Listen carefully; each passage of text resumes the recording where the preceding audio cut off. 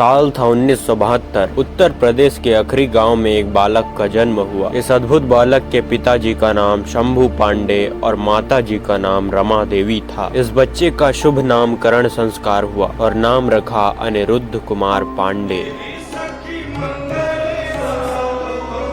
Anirudh 9th class में पहुंचा। एक दिन माताजी के सामने जाकर कह ही दिया, माँ मैं घर छोड़ूंगा। माताजी ने सोचा बच्चा है, ऐसे ही बोल रहा होगा, लेकिन वो दिन आ ही गया जब इस बच्चे ने 3:30 बजे रात को एक ऐसा डिसीजन लिया जो इसके पूरे परिवार को आश्चर्य में डालने वाली थी। 3:30 बजे रात को इस बालक ने गीता रखा, कुशासन लिया, एक पीतल का लोटा उठाया और एक चादर लेकर घर से निकल पड़ा। अपने घर से 15 किलोमीटर दूर नंदेश्वर महादेव जी के मंदिर में शरण ग्रहण की। इधर अनिरुद्ध के घर में अलग ही सीन चल रहा था। बच्चा जो लापता था, अनिरुद्ध की खोज शुरू हुई और इधर अनिरुद्ध नंदेश्वर महादेव के मंदिर में बैठा हुआ था। लेकिन ये क्या, अनिरुद्ध के पैरों तले जमीन खिसक गई, उसके दिल की धड़कनें तेज हो गई। वो बुरी तरह डरा हुआ था क्योंकि पिताजी ने उसे ढूंढ निकाला था। अनिरुद्ध ने कहा हम घर नहीं जाएंगे। पिताजी शुरू में तो कठोर रहे, लेकिन अब बच्चे को हृदय से लगा लिया था। उन्होंने कहा राम राम राम और अंतिम शिक्षा बच्चे को देकर वापस घर चले गए। गंगा के किनारे तुलसी घाट पर अनिरुद्ध की मुख्य तपस्थली थी। बनारस में ही उन्होंने ब्रह्मचर्य की दीक्षा ली और संन्यास धारण किया। दिन में एक बार 10 से 15 मिनट के लिए भिक्षकों के लाइन में बैठते थे। इस बीच कुछ मिल जाए तो ठीक, और यदि नहीं मिला तो गंगा जल और गंगा जी का रज खाकर क्षुधा की पूर्ति करनी पड़ती। हर बार की तरह एक बार पीपल के नीचे एकांत में बैठे हुए थे। ध्यान की अवस्था में उनका मन कह उठा, कैसा होगा वृंदावन।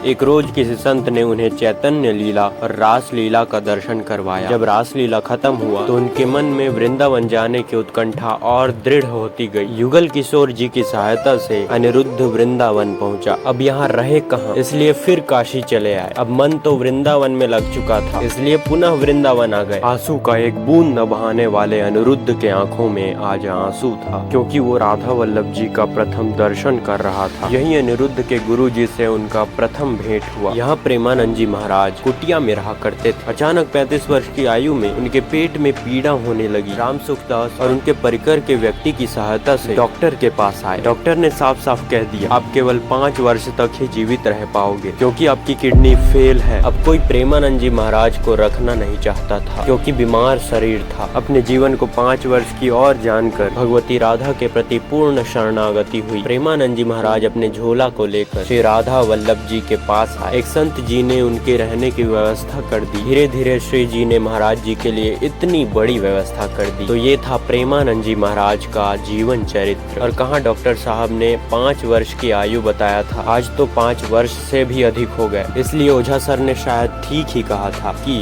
जिसको जिसको मौका मिले जाके साक्षात कृष्ण का दर्शन कर ले बाबा प्रेमानंद के रूप में वृंदावन में। ऐसे वो जो वृंदावन में आदमी बैठा हुआ है ना, वो कोई इंसान नहीं है। तो बाबा तो 2.5 साल बाद चले गए।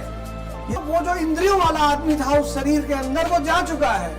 अब शुद्ध चैतन्य भगवान श्री कृष्ण का रूप महाराज प्रेमानंद। जय सिया राम।